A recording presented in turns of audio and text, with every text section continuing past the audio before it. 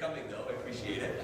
This morning, we're going to be grilling Irene Gallo here. Irene has been art director for 4 books for 15 years, going on 16. She handles anywhere from 450 to 500 titles a year over various young adult, science fiction, and what else? Actually, tour is half of it, the other half is forge, which includes mysteries and thrillers and urban fiction and everything else like that. But tour is the bulk of it. It's a really fun part. Oh, good. And with us today is Dave Seeley, illustrator. Dave Seeley, illustrator. I've been known to give Irene, embarrassing questions at times. That's why I've been doing it now. Donato typically does this myself, so the reality is that Stefan and I can sit here and smile. Well, on the end is Stefan Martinieri, our guest of honor here at Boskone. Yeah, I'm sure all of you are familiar now. Now they are. Day free, so I'm not going to go over the whole street, but no, I've been doing covers for Ireland for quite many years, so I think that's why I'm here. All right. So I think what we'll do is we'll fire off some questions at Irene and then open them up also to the audience if you want to get at her any questions. So actually, on everyone's mind, my mind is it's a tough question, but what is Tor doing in the face of Kindle and the publishing issues that are going on right now? I mean, how are they? Do you see them restructuring or dealing with this new direction? We're actually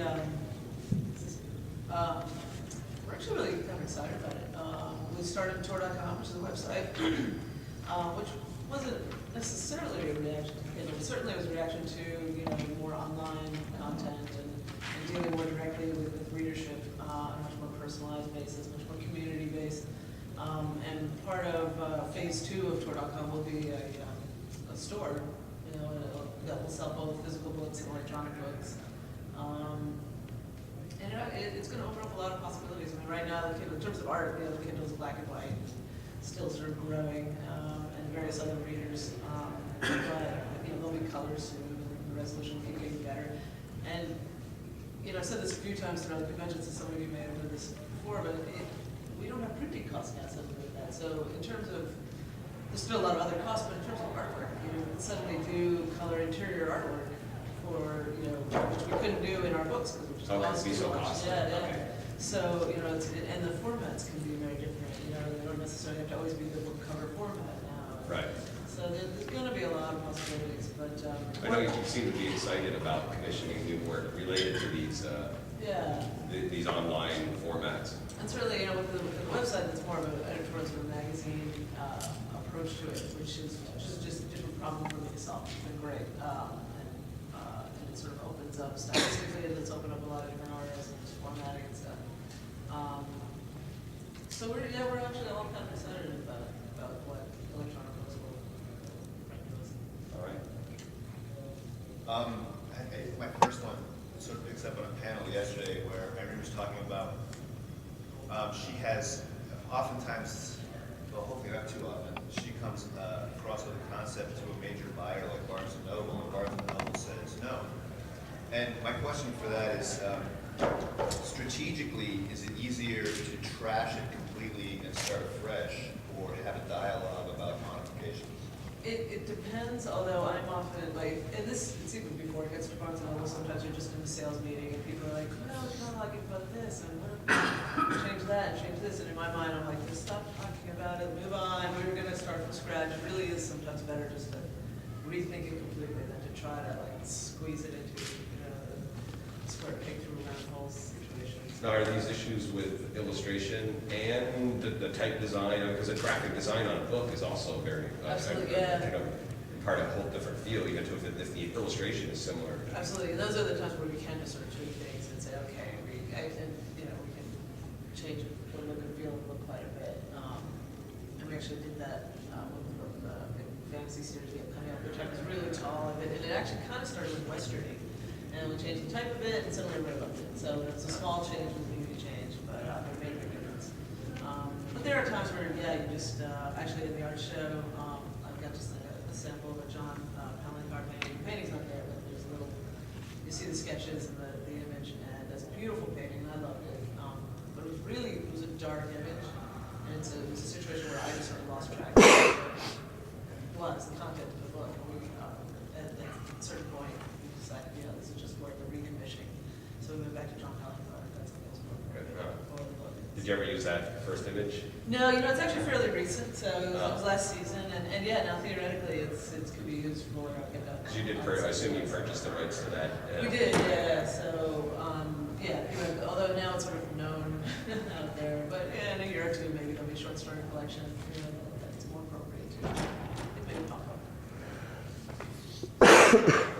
Yeah, actually, I wanted to pick up on what you started regarding the editing. In the book industry, I was curious to see how you see the media industry, the book industry, about 20 years, in terms of both art style and then business style. I have to, the 20 years is going to be a Oh, long time, what, 10 years? 2 years. We had our big, every year our CEO comes in and does a big speech to the company, says how we're doing, and when people were asking about this, he said, 20 years ago, we didn't have computers in the office, now look what your phone can do. So, but obviously, I think in the next, I think it really will go very electronic. I think the nostalgia that anybody over 30 has for books is what we grew up with, and like. And I tell you, at work they gave us Sony readers just for manuscripts and things, spending a lot of money on paper and printing these things out and writing them out. So they wanted, a lot of the management people to have Sony readers. I'm like, no, they're going to use it. I don't want one. And they're like, no, we're going to use it. Now it's this tiny little thing, it's this big. It doesn't weigh much more than this, and it's your entire library. And I never want to buy a book again. So I think it'll happen very quickly. Yes, do you see a trend or a shift in terms of the audience or younger audience, picking up on different things that we didn't used to? Hopefully, it's hard, and I'm certainly within the office. I am not the most sort of techno-savvy person, but we have been talking a lot about now books can come with the DVD extras kind of thing. So if that broadens the audience into a younger group, it's like you have the book, but you can also have some of the background material. The artist could step by step of the paintings. There's more possibility for illustration within the book, so I think it'll become a more multimedia, version. Talk about world building. If all this stuff couldn't fit into the book, but you can have little charts and diagrams and stuff, family trees and stuff, and have all that illustrated. That'd be pretty great. Have you seen yourself being, I guess with Tor.com, I know you've been heavily involved with the development of that. How has it changed your role as an art director? Before, I know when you came into Tor, you came in as an assistant. You're probably, I assume you were doing more graphic design, more of the actual layouts of the actual covers themselves. And now with 400 and some odd titles, that's more than one a day if you worked every day of the year. Well, that's manage that. And how has that changed? How has your job evolved? Oh, it's definitely, there's a lot of management issues and such. I did used to do a lot of the design work, and the more meetings you go to, the better your assistants get at designing, and the worse you get. So, so they do a lot of that, and I don't do really much of it at all. But I really have enjoyed this sort of, especially with Tor.com, I've enjoyed a lot of the different kinds of problem solving, thinking about marketing in a way that I never have. And, what's been neat is that it's been such a small core group that's put the whole thing together, that we've been in touch with every aspect of it, each of us. So it's not within the Tor books on the art department, that's all I sort of worry about. But here it's the issues of, as I said, like marketing and publicity and this, just You're getting involved in those areas. Yeah, and it's been sort of fun. It's very much our baby, sort of, the people that are involved in it. That's been great. And 400 books a year. Half of those are paperbacks. The paperbacks are mostly redone Redesigned, in hardcover. yeah. So it's not. Well, it's still it's a lot of managing, books, isn't it? Right, but it's yeah. not quite as daunting as that might sound. So, Okay. and I have a great staff, amazing staff. So it seems to work out. So do you still design a cover here and there? Here and there, I really wish I could do more. But we'll see. Dave, you have something you want? Yeah, I'll tag one onto that, which is related. And I think over the time period that I've known you, it appears that you're doing more and more work with fewer and fewer staff and more titles. And it just seems like between that and the convention, your convention life, which seems like most of the time I see you is your convention life, is there any time left over for a personal life? What's that look like? I think, well, the staff is not shrunk. In fact, the staff has always grown and now is stable. Really, I'm not understaffed by any means. There's really nobody new that I would need, you know. I mean, certainly now with the climate, nobody's adding to the staff. But I've never felt like we've been understaffed in a long time. But I just think that the modern day, I think it's really hard to, I think the blending of work life and personal life is very intertwined, at least for me in this business. I mean, all of my good friends are the people I work with, and you know, are involved in illustration or publishing in some way. And it's great. It makes it fun, but it does make it very hard to turn off. I mean, now I've got the IM going all night, and you know, our web producer, we're sitting there IMing each other in the middle of like, oh, this is, you know, can you write a post about this? Can you do that? Can you, you know, this is broken. We need to fix it. And and hey, how's the movie you saw? You know, it's all like we're all doing things together. You know, we're all socialize together in a way that's really great. But you do sort of feel like, wow, there's no difference. Yeah. I don't know if that's unique to me. I sort of feel like that's kind of how the world, like, with so much communication. Speaking of, On cue, I'd imagine that your blog and Tor.com also changes the immediacy of what you have to do. Like, 2 nights ago, you were like, don't tell me I have to watch Battlestar because I immediately have to know what happened to be able to deal with the website. to some degree, and that's more about just don't want to be, I don't want any spoilers of Battlestar. So I can't go to our own website until I've caught up. But that's more just for that. But there is, you know, you'll hear about something in the middle of the day, and suddenly a flurry of emails are coming out. Who knows something about this? Who can write about it? You know, all right, you know, go. But that is more of our producer's job than mine. But again, we're all sort of like so involved in it. And, in a way that probably can't be sustained for too long. But for now, it's a lot of fun. My turn. I was curious, given the state of the industry right now, given the state of the economy, if you see anything happening in terms of the changes to tour, since we've seen, already quite a few companies going under. Absolutely. It's definitely scary times, and we're owned by Holtzbrinck, and Holtzbrinck did have a big round of layoffs, but it didn't touch tour, not at all.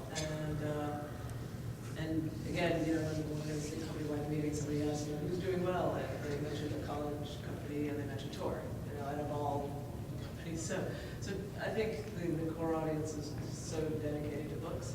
That's, you know, it's a readership that will buy a book before doing other things. You know, it's not as casual maybe a readership as some other genres. So hopefully that'll keep us going. And I think we've always, tour in general, Tom Doherty is a great leader. You know, he's always inspired a lot of just passion for what we do. And I think because of that, we've been able to work sort of leanly. You know, everybody, nobody has that kind of, oh, no, it's not my job.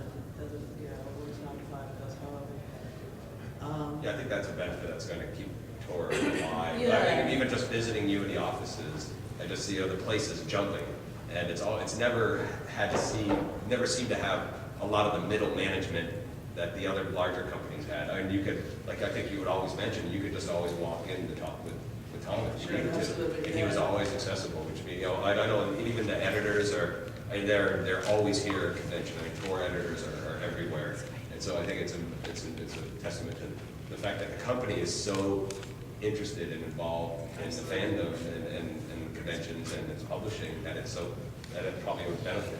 It'll survive through these leads. Absolutely, and that, you know, and what Tom Doherty expected is he has very dedicated staff, and so we've always been able to run, as I said, a little leaner, and I think that's served us well now. So Yeah, hopefully we're doing okay, but it is very hard times for promotion, and nobody doesn't know somebody who hasn't been fired, you know, or laid off. Because I was talking to Lou, and Lou seemed to think that actually, and which is kind of true also of the This is Lou Anders. Lou Anders on George's part, yeah, which which is very similar to the movie industry, is that when there seems to be a crisis in the economy, actually the entertainment seems to be doing better for some of our needs for escapism. So I was kind of curious to know if the fantasy and the science fiction, section of Tor is actually doing even better in that. It's a little hard to say if it's doing even better, but certainly we seem to be doing better. But along with alcohol sales.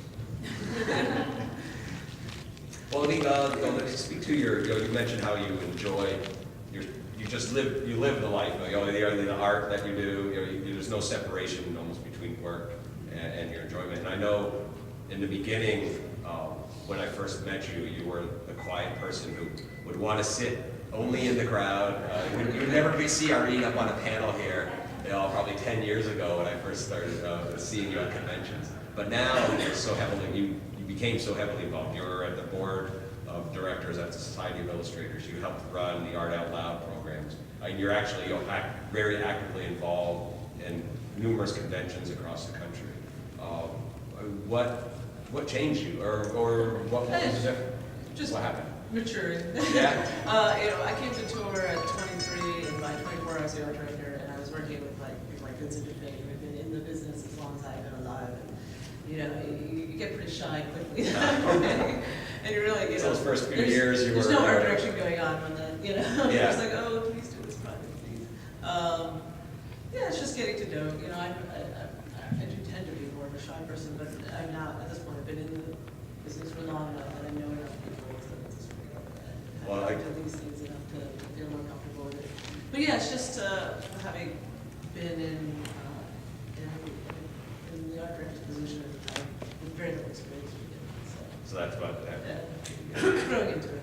Well, I know my assistant saw you at the New York Comic Con, and she said she had difficulty approaching you because you were actually constantly approached with people carrying portfolios. How does that feel now that you're more well known in the industry? Since you are more public, people can identify you readily without you having to even have met them before. It's, well, certainly, I started a blog too, which makes it, Right. sometimes people are like, oh, how'd you like that show? I'm like, how did you know? I'm like, oh, because I posted it. You posted it publicly. It's sort of Like, weird, like, you oh, throw it yeah. all out, you don't expect it to come back. But, so, that too. But, Comic-Con, that's why we're sensitive to these things, it's for outreach, it's to find new people, it's to interact and see what the other trends are. So, and in that situation, the company had scheduled times at the booth, so everybody kept saying, oh, at 1 o'clock the art director will be here, and that's why I've been live. If I'd been there more hours, throughout the day, I'm sure I would have participated in it.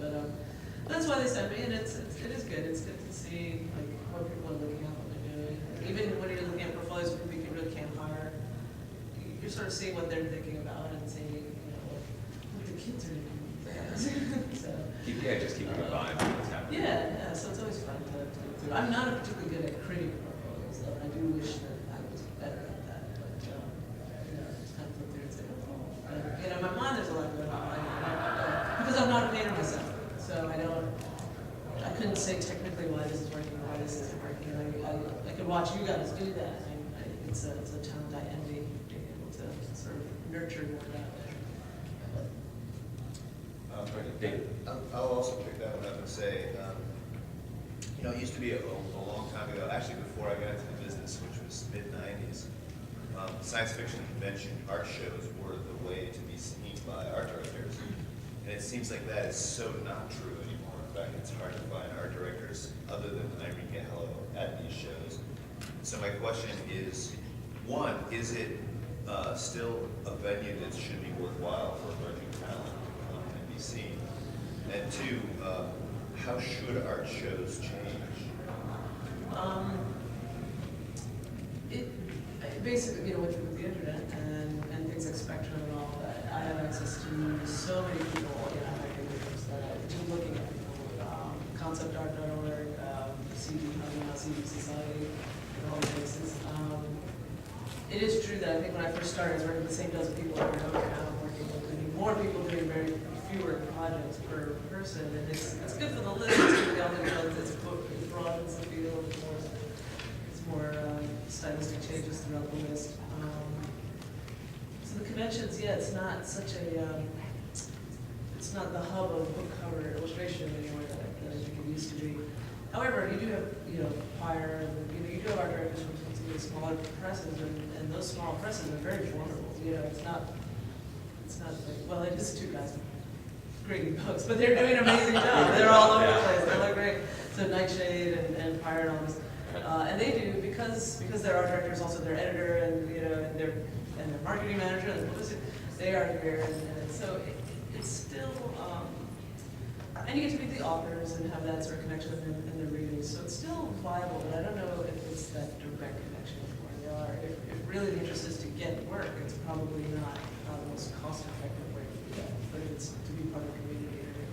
How the art show should, I think the art show is great. I don't think that's so much the issue, I think programming is the issue. And I think, I was pointing back to, you know, Dan DeSantis and I put together these art outlets that Donella just mentioned, and they were 4-hour painting demos. When we get anywhere from 2 to 6 science fiction painters to come in, and people flew in from all over the country to see this. It was 4 hours. Now here, all the same guys are here for 4 days. You know, so why don't those people know that you can, you know, Actually, even, you much can better be, marketing. you know, it's a huge party compared to that, yeah, you know, so why that outreach doesn't happen, you know, is fascinating. But I think it's more of a workshop attitude. And I think it's, you know, demos and workshops and less a panel discussion type situation. And the other problem, I think sometimes when you think of the conventions, I wonder if people that aren't artists realize how much it costs for an artist to get here. You know, it costs far more for an artist to be here than anybody else. Framing work, shipping work, insuring work, you know, sending it back. There's a possibility to sell a painting, so maybe that'll cover it, but that, you know, doesn't happen a lot. And it's a gamble. So can you ask a lot of artists to come in for a workshop type environment without, you know, for what they get in return? I don't know. It's a tricky thing to try to figure out. I have been asked to think about it sometimes with some of the conventions, and I always come back to it has to be I think it has to be some sort of workshop environment. But Yeah, the workshops have been very, I mean, the Society of Illustrators, I mean, they raised money for the scholarship program through that. And I think they sold, the first 3 just about sold out. Oh, yeah. They were, 70 or 80 people packed in there. And then, I know for concept art, which has done Massive Black, manages large concept art gatherings, giant workshops, and they have, I think the entry fee was about $500 per team. I mean, you know, this is, you know, these conventions are a bargain at, you know, $40, $60, but, you know, these other events are sometimes $500, and they're filling them. Oh, they're filling them, and so they're worth twice the money. I mean, you go in, there'll be 50 instructors, and they have a giant warehouse with anywhere from like 12 to 50 demos going on electronically. In the electronic room, and then there's the traditional room, and there's 5 or 6 different model setups, and artists paint there. I mean, it is overwhelming. Yeah. And they have a job fair because it is based. It's traditional painting. There's a lot of gallery painters, but its real heart and soul is gaming, is video game, and so they'll set a work fair at the end. They'll have a lot of the game companies come in and do portfolio reviews, and apparently they are there seriously think about hiring people, Really? and So I guess it's maybe just changing, getting that focus. getting the schools to know, getting the art schools involved. Right. You know, basically when we did the art labs, we just put it up online, and put it up on all the art sites, and then we, you know, went to some of the schools and told all the teachers that we do, like their students. And, That's true, you know, yeah. So I guess- you recommend that for working artists, they should go on these things? Oh, I think, yeah, like the concept art thing and master class, that'll be talked about tomorrow. That's That right. was a week-long intensive. Today at 2, everyone's going to be back, Peter, with, there's anyone left at the convention. We'll be talking about the Amherst illustration masterclass. Yeah, I think these things are hugely inspirational, and yeah. And the artists, the instructors that come, they're paid. Concept art, they're not paid. They get us there. They pay for your hotel. Yeah, they get you Kind of there. like a guest, right? Like here. Yeah, right? exactly. But you know, there's no food or anything. Basically, they give you a hotel and a plane. And that's a 3-day event, usually 2 to 3 day. Yeah. Stefan, you're doing one in Dallas, right, coming up, right? First Yeah, Stefan's Friday, good. Saturday, Sundays, Yeah. so 4 or 5 days. It really is. And then the masterclass one, it is a pain. And that's a much more structured thing. It's a much smaller thing. Like the limit is 70 people. And that's like school. That's like having a semester with the school in 7 days. Right, and much more intimate, Yeah. one-to-one, really Yeah. work it out. Yeah, And it's- there's also one in LA too. Yeah, oh, that's right, yeah. Because Yeah. I was teaching there, so they're also doing that. Exactly. And you said also the master class, you thought that every student there, the painting that they did over the course of that week was the best thing in their photo. I spent a lot of time looking through those portfolios and I was watching, all those paintings and, I don't want to say that to the person, but yeah, I mean, They really everybody improved, did an amazing job. When we got there, I thought, well, we'll kind of get halfway through the project or whatever, because it was a lot of work for 7 days and I was amazed how good everyone. Yeah, just so I thought there would be more little like, oh, well, worked on skin tones or anatomy, and there'll be little pockets of things, but they created an amazing. Robbing from your later.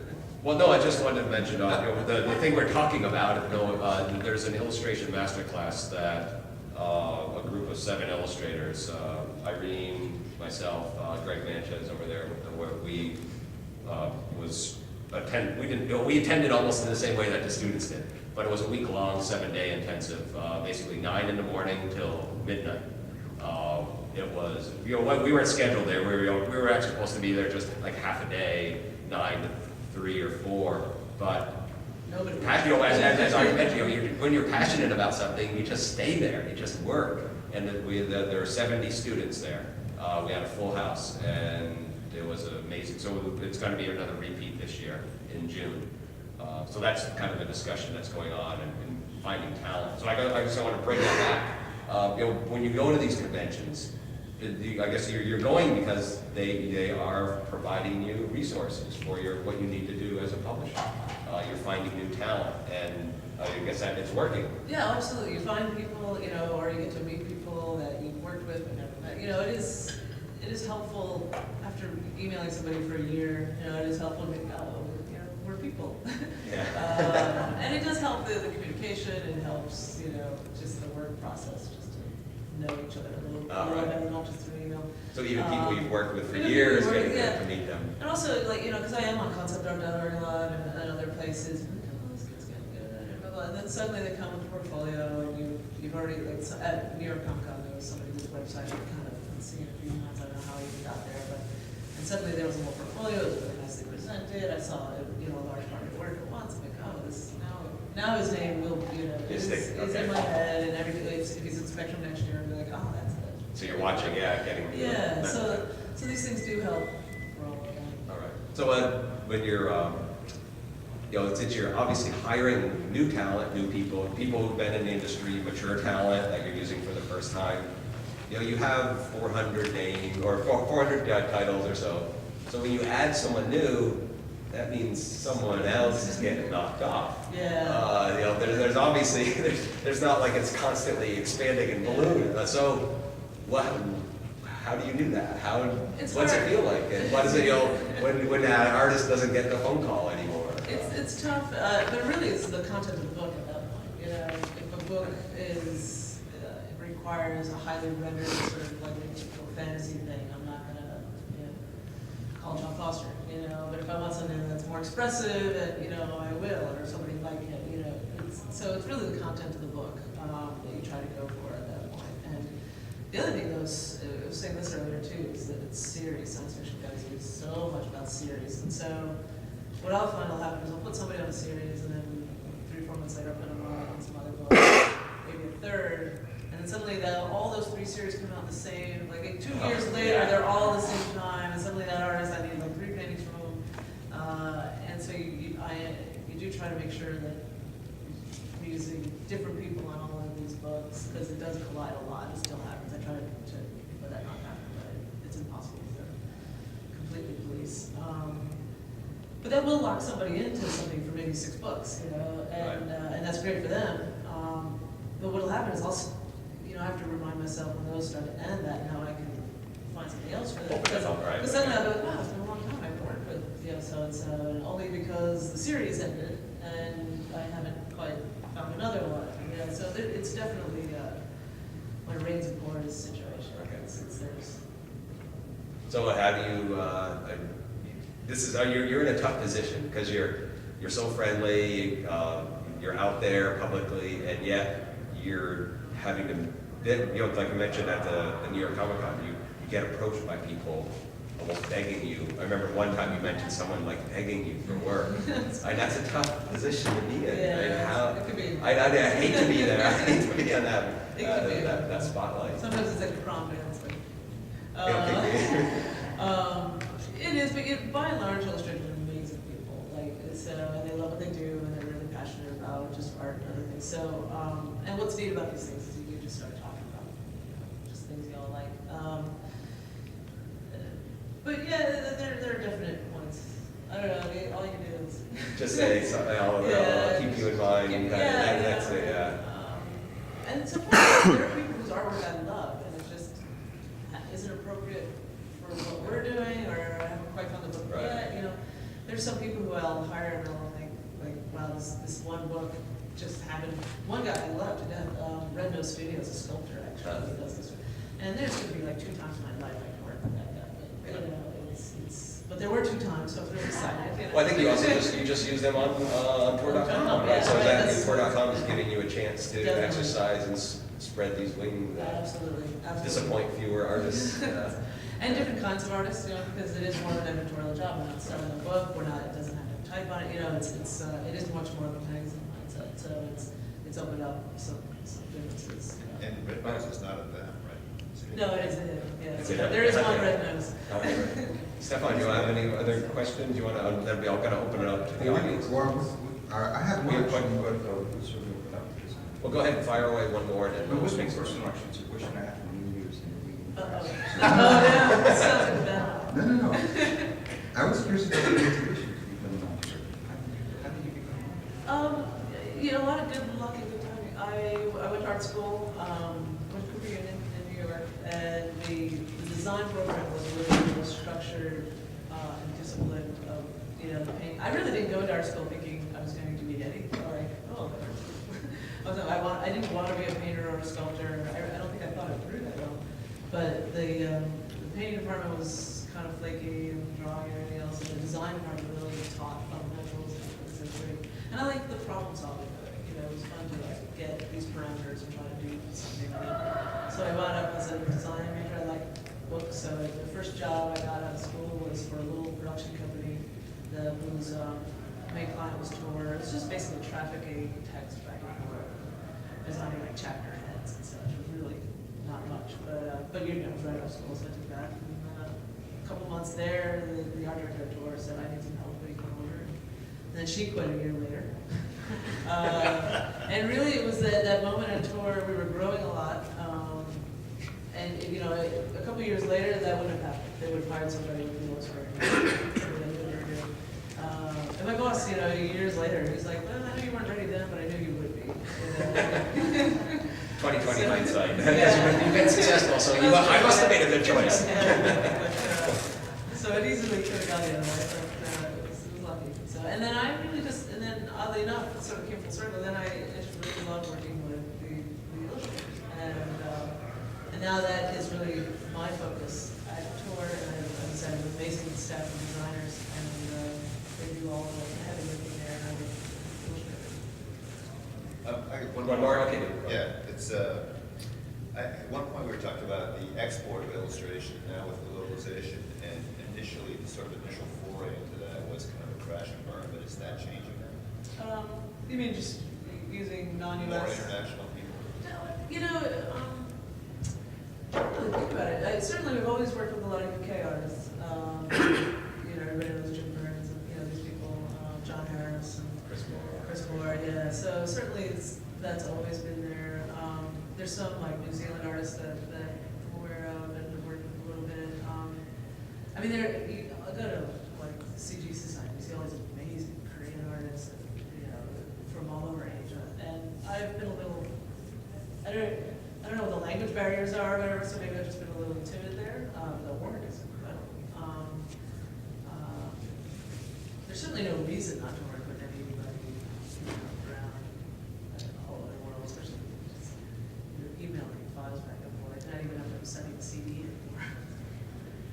So it's just basically getting comfortable with it. Yeah, Getting comfortable with the yeah. idea of probably never even, you might never meet these people. Oh, absolutely. I've never met John Harris. Yeah. Which I've been many times.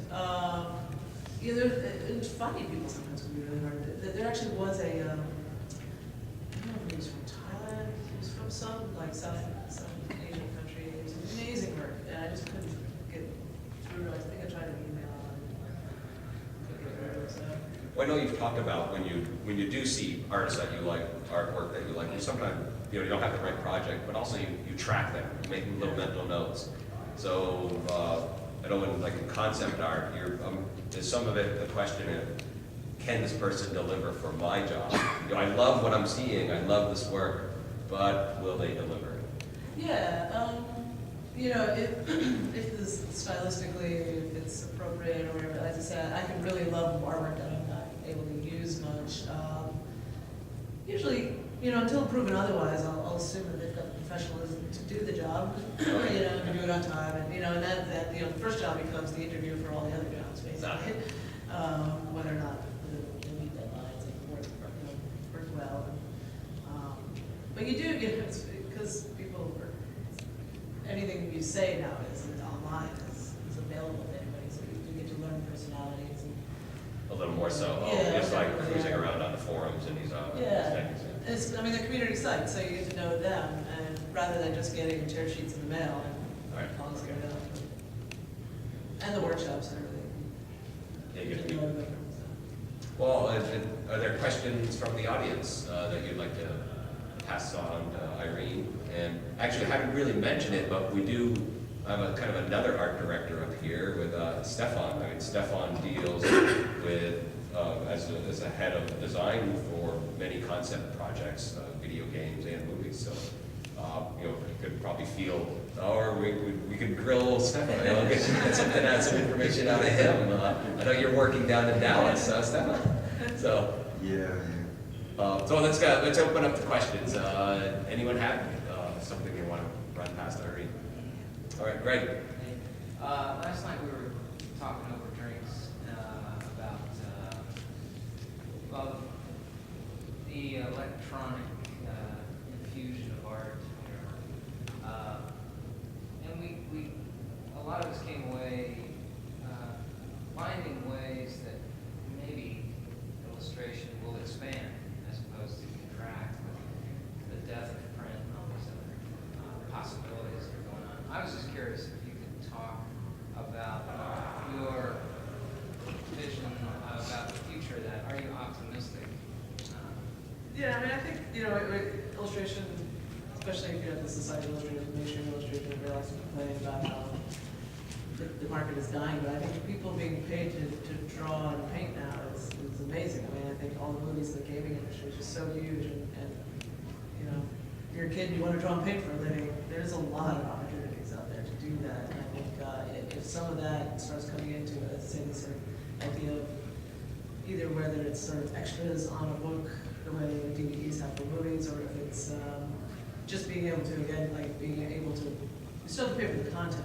So you still have to pay the artist to do the work, but then the printing and everything else isn't as much of an issue.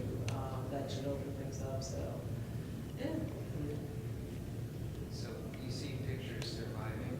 Yeah, and even with the website, we're also commissioning sequential artwork, comics, short story comics, but we're also trying to expand what that means, or at least, because we're not we're not restricted to this print size format or whatever, so right now we have very traditional webcomics up there, but we do have a few things down the pipeline that are a little more playful, that don't quite, they're not stories, but they're not comics, and they're not, so it'd be fun to just keep stretching those boundaries. Yes. As the doting uncle of two small children, both of whom have artistic abilities showing early, any advice from any of you ladies and gentlemen about where I could push them, or convince my brother to push them? For a young talent, Yes. what to do. Especially I think looking out, 5, 10, 20 years in your business. As I say, it's really hard to say what it's going to be. It's changed so much, and I think it'll just the speed of change is gonna keep increasing. But just, you know, no matter what it is, drawing skills, it always comes, you know, whether they're doing, you know, digital art or not, those strong fundamental drawing skills, I'm sure you guys say a lot. And I do, like, on the website, I'll do little mini interviews with artists. They're just people, I'll be in my coffee shop online, like, shit, that's a great artist, and I'll shoot them off without knowing them or ever talking to them before. I'll shoot off a couple questions, say, well, you know, you mind answering these, and put them on the website. And a lot of them are digital, and a lot of them, the last question is always advice to young artists, and they always, every one of them invariably says, draw, learn to draw a lot, draw some more. So even if everything's really digital and all, you still have to have a really good eye that way. I think it's unique. She's discovering pencil sketching and the mouse or the PC at the moment. So. Oh, tablets must be a lot easier than the. Yeah, I think you guys can speak to that I more. mean, you can do amazing things with a mouse too, but I also have a son who's 13 and totally inclined this way. You can't keep him from drawing, he draws every day.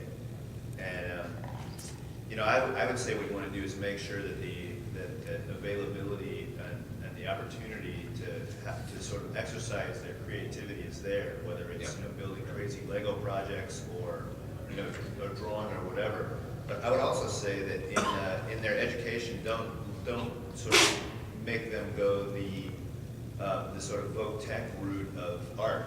Make sure that they get an education that's as wide and deep as you can, as their intellect wants to go, because that invariably will feed their art down the line.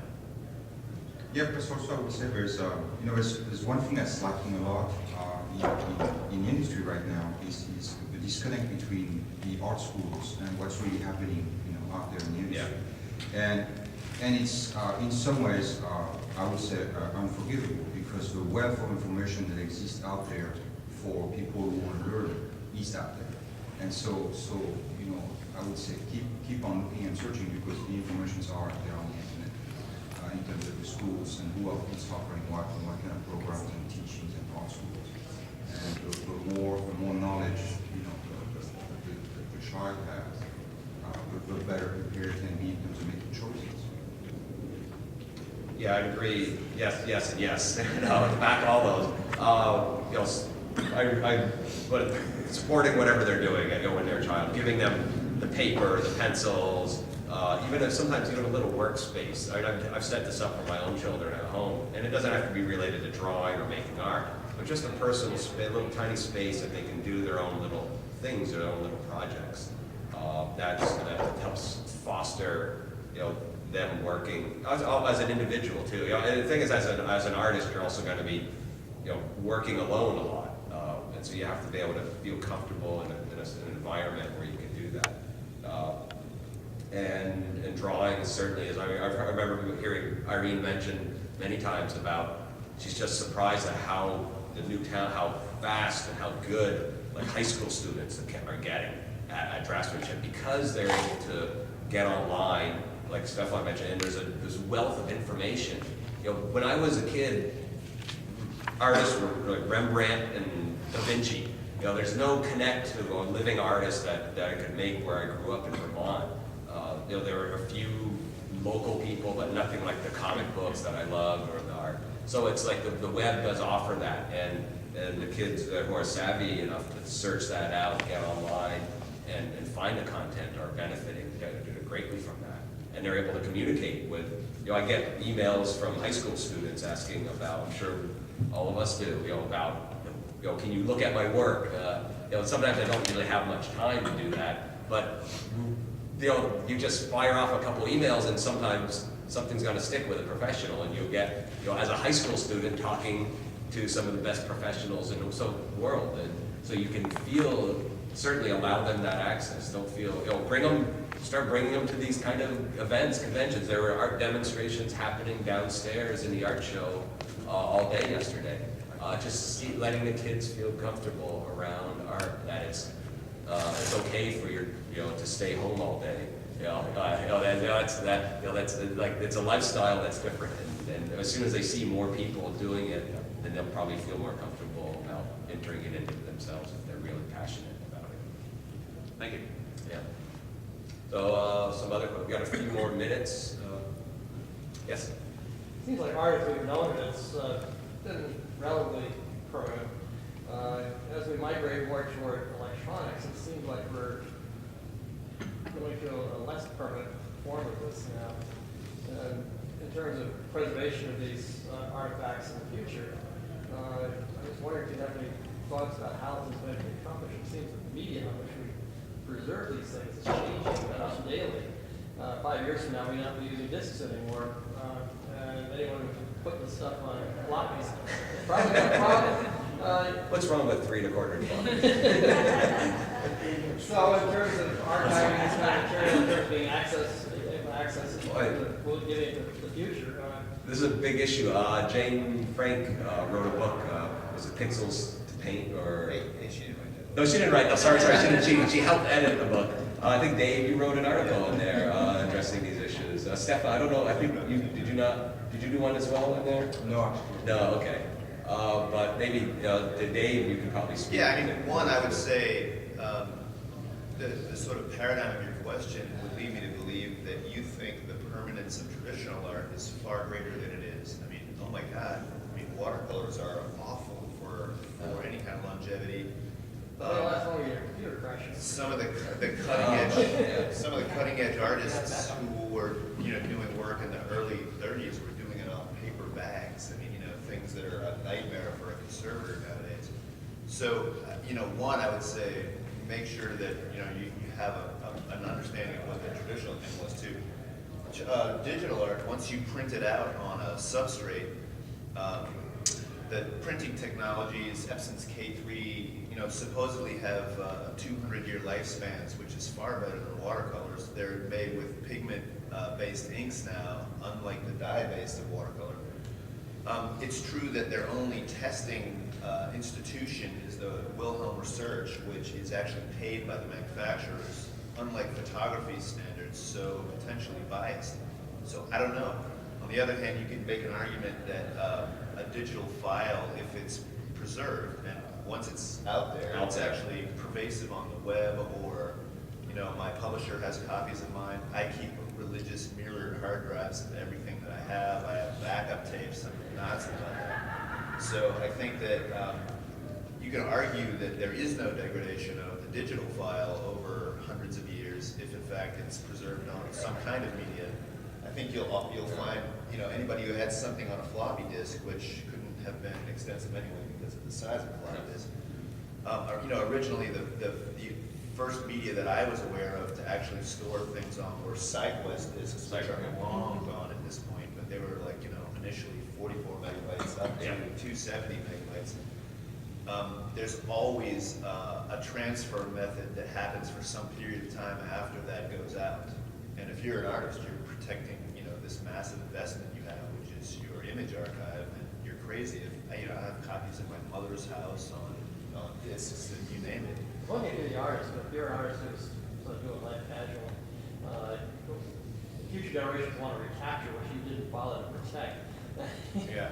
It's like going back and trying to regenerate Frank R. Paul. Well, from a completely other perspective, sometimes that ephemeral nature of art is actually pretty appealing. The sidewalk guys that are doing things. So, hey. Sidewalk guys working in Wales. I'm crazy. That's a little later years. Well, it just speaks to, what we have left in, what you imagine back in the Renaissance, there weren't just a handful of talented artists working. There were thousands of lower tier people whose work was basically obliterated by history. It was eventually, wasn't preserved, it was trashed, burned in fires, faded, was repainted over, or whatever. And very little, actually, of what we think of being permanent art. Look at the great sculptures of probably the Greeks. How many we know them through Roman copies, not through their original form. So the copy is a very powerful way of disseminating information and visual imagery. We can think, well, we all have this problem now with digital art. You can search for your favorite image and you see it posted and pasted in 100 different places on the web if you do an image search for it. So in a way, it's actually being preserved better than you might, like myself, what I might do with my original artwork.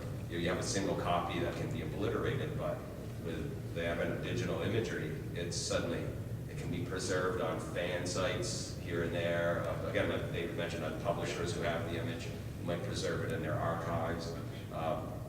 We don't know until, I think, Kind of time. was a big person post too. I wonder if like early stuff and then like 10 years later, like, That's let's get out in the world and there's no way to get it back. No, yeah, you actually want it You to can make it burn your disappear.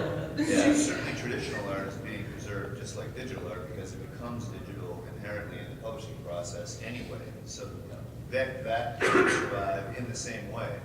It's true that if you have a single physical original, I mean, imagine the damage that Katrina did to original art. I was there, I saw it. Yeah. New Orleans. Horrible. So I wanted to open up for one more question since we're deviating away there. Let's bring it back. Then we have one last question before we retire from this. Greg, you have one? Irene, could you just sort of go over your process of finding and then subsequently designing and applying art for a cover? Quickly. Well, basically everything is a list. The season starts off as a big list, and it's always fresh. It's just a list of titles and authors, and every book is going to look great at that point. And then I go to the editors, and a lot of them, because of the series issue, a lot of them I may know, what's going to go on in them to begin with before you really start. But say it's a new book or a new author, I'll go to the editor, talk to them. And really, I'm not reading all these books clearly. I read very slowly, and it's too many books to read throughout the year. So I go to the editor, and use the usual shorthands. What's the book feel like? Is it more of a Blade Runner thing, or is it kind of like this? And what's the plot line? And who's the audience? And if it's a book that doesn't have a lot of pressure on it, then I just start thinking about artists. If it's a book that's going to have a lot of marketing, a lot of